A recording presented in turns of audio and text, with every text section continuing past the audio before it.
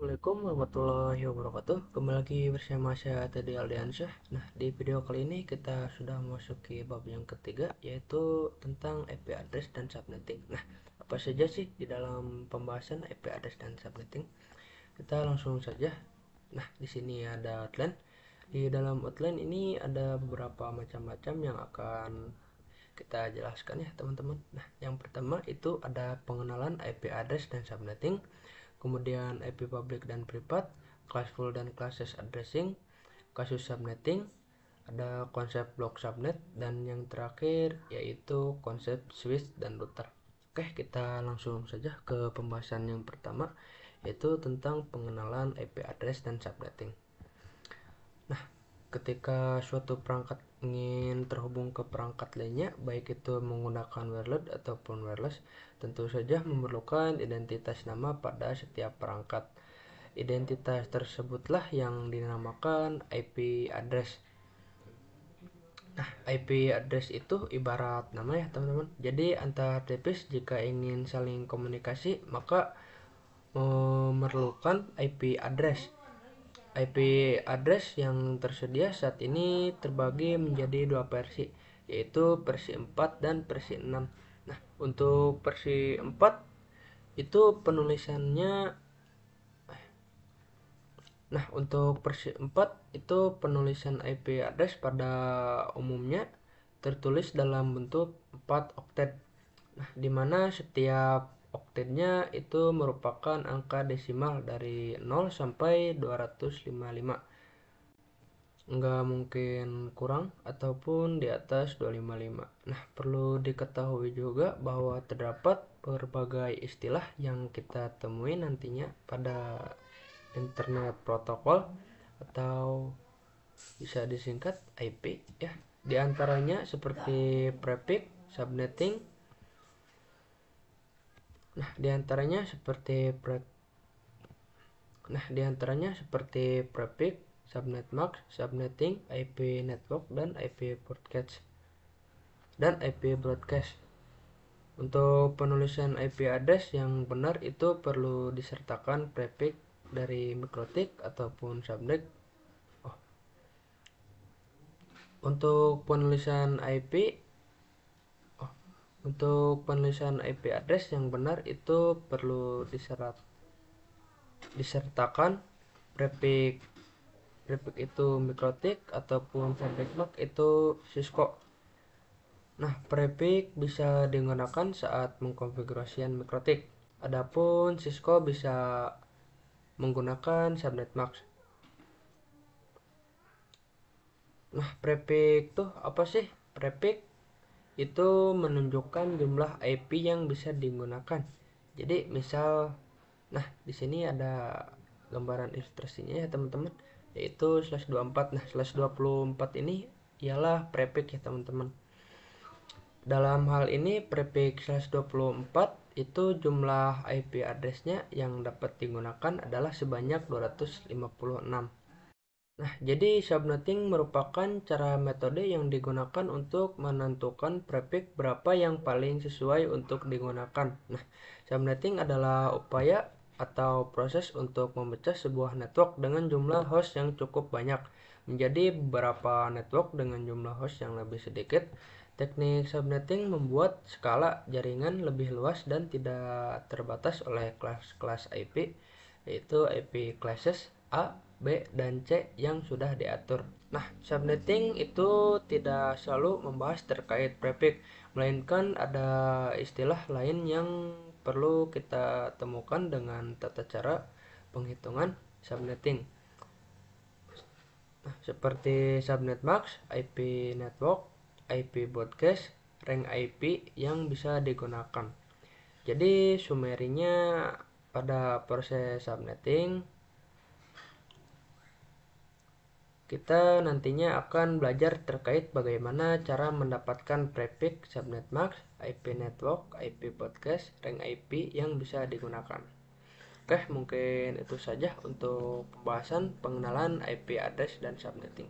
Kita langsung saja ke pembahasan berikutnya, yaitu IP address privat dan public. Sebelum kita belajar dan juga mengulas lebih dalam terkait proses subnetting, alangkah baiknya kita mengenal terlebih dahulu terkait IP public dan IP privat. Karena istilah IP ini sangat berkaitan dengan proses subnetting. Kita akan fokus pada IP P4 terlebih dahulu, di mana pada IP jenis ini dibagi menjadi dua, yaitu IP public dan IP privat. Nah, singkatnya IP public merupakan IP yang digunakan di internet dan bisa diakses dari mana saja. Jadi misal kalian mengakses facebook.com atau youtube.com dan lain sebagainya, maka secara tidak sadar kalian sedang mengakses IP public masing-masing yang dimiliki oleh mereka. Asalkan DPS kalian terkoneksi internet. Adapun IP privat itu merupakan IP yang berbeda dalam jaringan lokal. Ciri utama dari IP privat ialah bahwa IP tersebut hanya bisa diakses dari dalam jaringan lokal itu sendiri. Perlu diketahui, alamat IP privat bisa digunakan di dalam jaringan lokal dan tidak dapat diakses langsung dari internet. Ini adalah bagian penting dari konsep yang sebagai Network Address Translation atau bisa disingkat NAT ya, yang di yang memungkinkan beberapa perangkat dalam jaringan lokal menggunakan satu alamat IP publik tunggal untuk berkomunikasi dengan internet. Nah, di sini ada gambaran ilustrasinya ya teman-teman. Ada 3 kelas IP, alamat IP pribadi yang umum digunakan dalam jaringan lokal.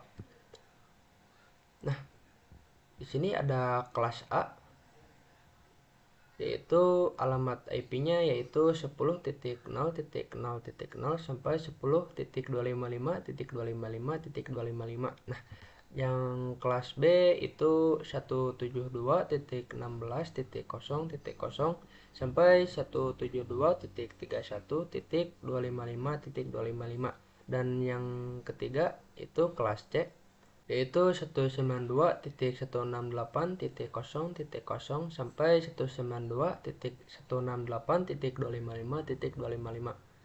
Ketika perangkat di dalam jaringan lokal ingin berkomunikasi dengan internet, router yang terhubung ke jaringan lokal akan menerjemahkan alamat IP pribadi perangkat tersebut ke alamat IP publik yang digunakan di internet.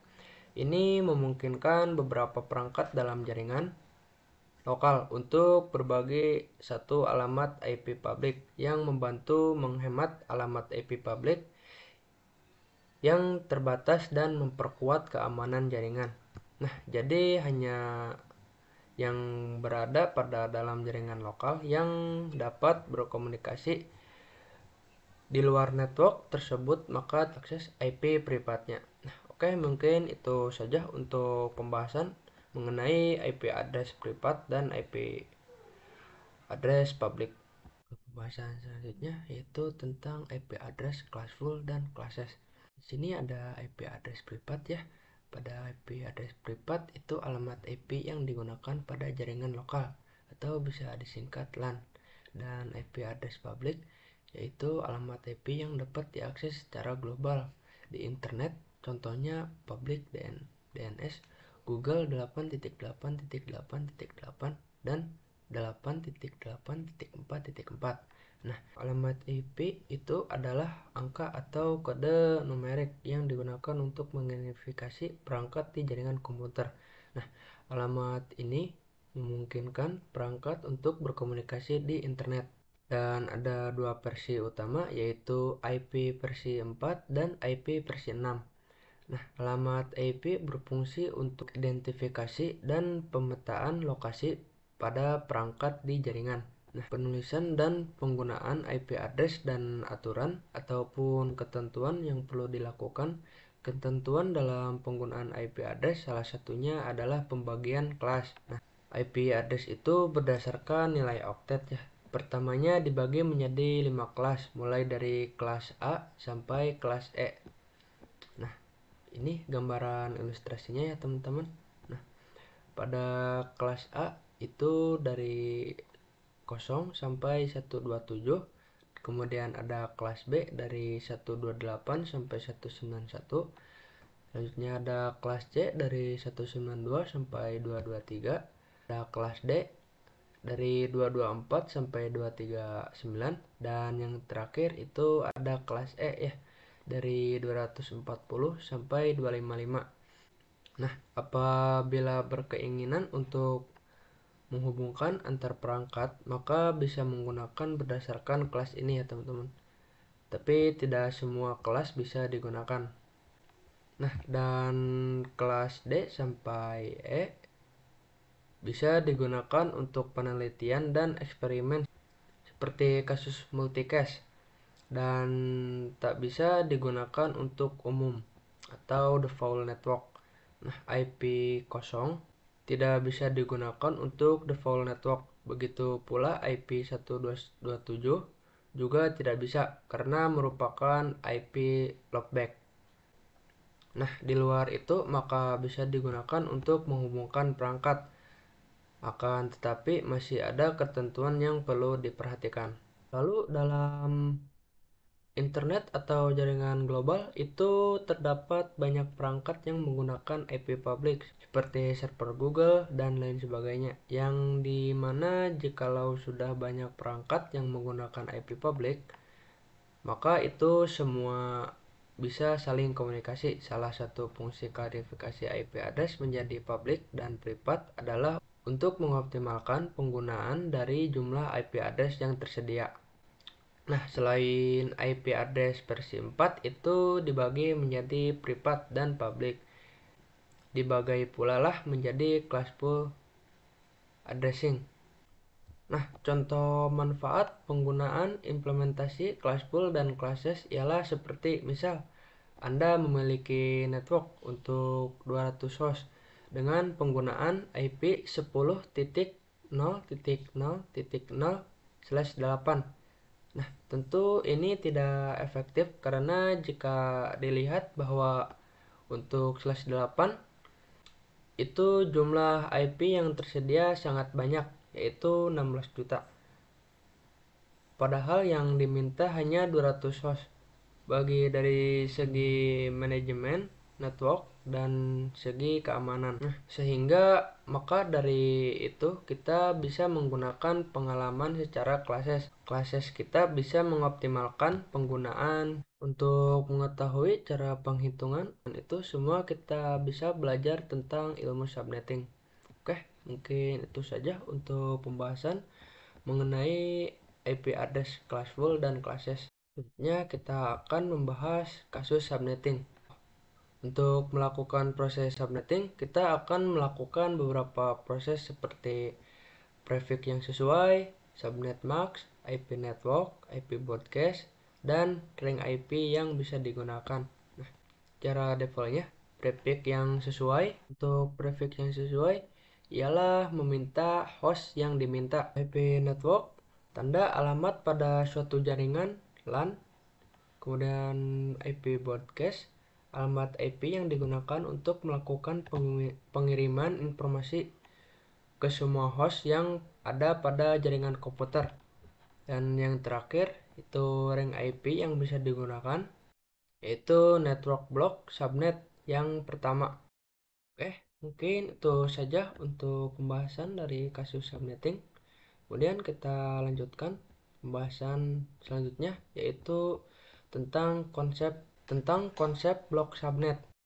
Pada kesempatan kali ini kita akan membahas terkait konsep blok subnet, yang dimana jika kita singgung sebelumnya bahwa blok subnet itu diibaratkan seperti ruangan. Bisa lihat pada ilustrasi gambaran di bagian sini ya teman-teman. Nah, di sini kita memiliki 3 blok subnet. Yang bisa kita lihat, blok subnet ini diibaratkan seperti ruangan. Jadi misal pada satu gedung misalkan yang memiliki 3 lantai. Nah, bisa saja untuk blok subnet pertama kita gunakan pada lantai pertama.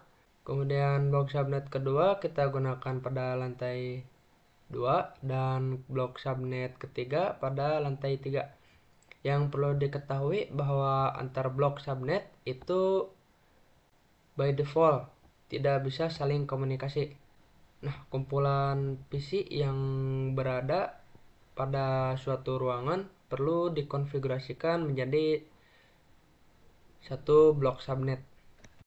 Oke, mungkin itu saja untuk pembahasan mengenai konsep blok subnet. Selanjutnya kita ke pembahasan selanjutnya, yaitu tentang IP versi 4 delivery type. IP versi 4 delivery type ini didefinisikan sebagai mekanisme pengiriman data. Nah, yang pertama itu ada unicast atau bisa disebut one-to-one communication. Nah, dan unicast itu proses pengiriman data tepat diterima oleh sebuah host saja. Nah, kemudian yang multicast atau bisa disebut one-to-many communication itu proses pengiriman data ke beberapa host yang telah dikelompokkan dalam sebuah grup. Dan yang terakhir itu ada broadcast atau bisa disebut one-to-all communication. Itu proses pengiriman data yang diterima oleh semua host pada jaringan pada broadcast domain yang sama atau blok subnet yang sama. Nah, dari satu host mengirim ke semua tujuan yang sudah dikelompokkan sesuai broadcast domainnya. Contohnya seperti cara kerja ARP, yaitu melakukan pengiriman ARP yang dilakukan oleh switch ke semua tujuan yang berada dalam satu broadcast domain. Mungkin itu saja untuk pembahasan mengenai IP versi 4 delivery type. Nah, selanjutnya kita melanjutkan pembahasan yang terakhir, yaitu tentang konsep switch dan router. Kita singgung kembali terkait network device. Jadi pada jaringan komputer itu ada beberapa device yang kita perlukan untuk membangun komputer network itu sendiri. Di antaranya yang akan kita pelajari pada kesempatan kali ini adalah switch dan router terlebih dahulu. Dengan memahami dua network device ini terlebih dahulu, harapannya kalian bisa mendapatkan insight lebih meningkat pada pengetahuan jaringan komputer kalian. Nah, di sini ada switch ya. Switch digunakan untuk menghubungkan banyak komputer pada satu network yang sama. Kemudian ada router. Router itu digunakan untuk menghubungkan antar komputer yang berada pada network yang berbeda. Nah, sebelumnya kita telah menyinggung bahwa komunikasi ping antar komputer itu bisa dilakukan ketika berada pada satu blok subnet yang sama dengan bantuan switch. Dan untuk jumlah port yang tersedia pada switch itu beragam. Umumnya terdapat 24 port dan 48 port dan sebagainya. Nah, bagaimana untuk komunikasi bisa dilakukan oleh antar kumpulan komputer yang berada blok subnet? Maka bisa menggunakan bantuan router yang kemudian kita lakukan proses routing ke network yang dituju. Oke, mungkin itu saja untuk pembahasan di video kali ini tentang IP address dan subnetting. Sampai jumpa di bab selanjutnya.